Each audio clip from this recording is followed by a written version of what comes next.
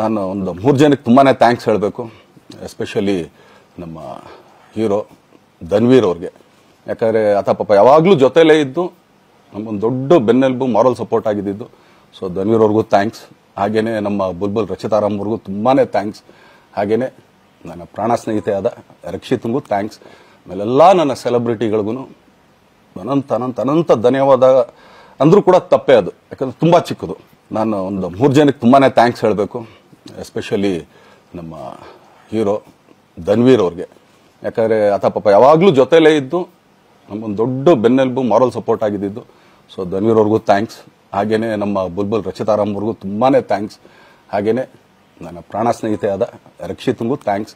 ಆಮೇಲೆಲ್ಲ ನನ್ನ ಸೆಲೆಬ್ರಿಟಿಗಳಿಗೂ ಅನಂತ ಧನ್ಯವಾದ ಅಂದ್ರೂ ಕೂಡ ತಪ್ಪೇ ಅದು. ಯಾಕಂದ್ರೆ ತುಂಬಾ ಚಿಕ್ಕದು.